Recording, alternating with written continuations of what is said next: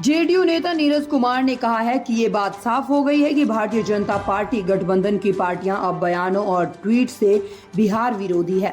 बिहार को जो भी मिला है वह हमारा हक है और लोगों को इसकी जरूरत है। इस बजट से भारतीय जनता पार्टी गठबंधन की पोल खुल गई है।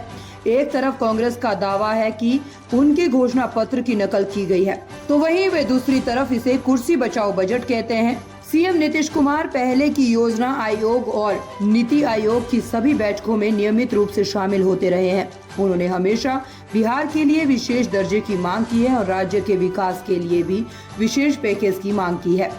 नीति आयोग की बैठक में शामिल नहीं होने वाले सभी राज्यों को ये सीखने की जरूरत है कि चीजें कैसे काम करती है।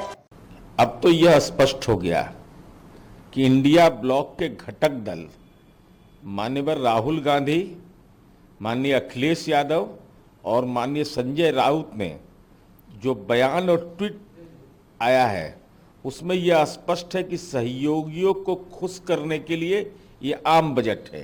तो ये बिहार विरोधी लोग हैं और दूसरी तरफ इंडिया ब्लॉक के ही घटक दल राष्ट्रीय जनता दल बिहार में कहता है कि कुछ भी नहीं मिला है।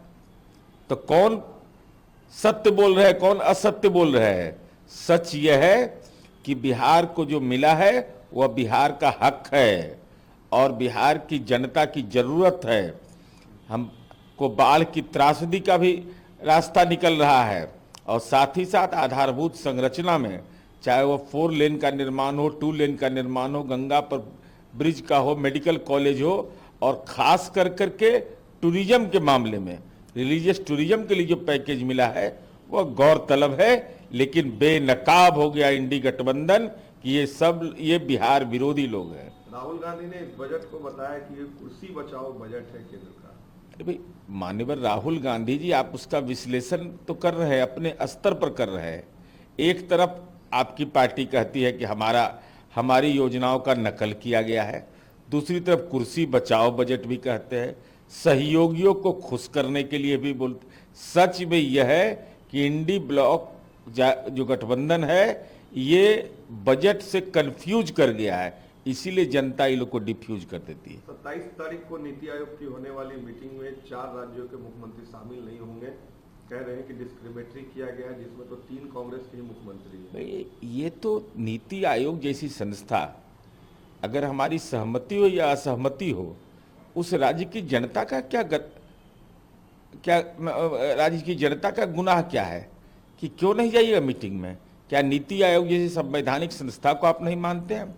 माननीय नीतीश कुमार जी 2006 से लगातार तार्किक रूप से विशेष राज्य का दर्जा मांग रहे थे, चाहे योजना आयोग हो चाहे नीति आयोग हो। नहीं मिल रहा था, पैकेज नहीं मिल रहा था, लेकिन हम हर मीटिंग में अपनी बात करते थे।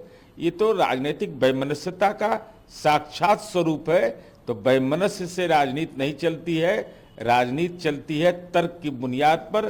और जो राज्य इसमें शामिल नहीं हो रहे उनसे हमारा अनुरोध है कि तार्किक रूप से बात कहने का तरीका सीखना अगर है तो बिहार की राजनीति के विद्या में यूनिवर्सिटी खुला हुआ, नीतीश कुमार जी के स्कूल में भाग लीजिए, कॉलेज में सीख जाइएगा। नीतीश कुमार ने भी इस बजट पर अपना रिस्पांस दिया है, कहा है कि इससे हमें काफी खुशी है, जो हमारे स्पेशल स्टेटस की मांग थी हमें स्पेशल पैकेज तो मिला, आगे और भी मिलेगा। बिल्कुल, माननीय नीतीश कुमार जी ने केंद्रीय बजट पेश होने के बाद देश के आदरणीय प्रधानमंत्री नरेंद्र मोदी और वित्त मंत्री निर्मला सीतारमण को बधाई देते हुए कि आपने आधारभूत संरचना, बाढ़ नियंत्रण जैसे महत्वपूर्ण विषय पर और विभिन्न योजनाओं में जो आपने बजट का आवंटन किया है यह सकारात्मक कदम है और उम्मीद किया है कि और भी भविष्य में भी आप बिहार की सार्थक मदद करते रहेंगे।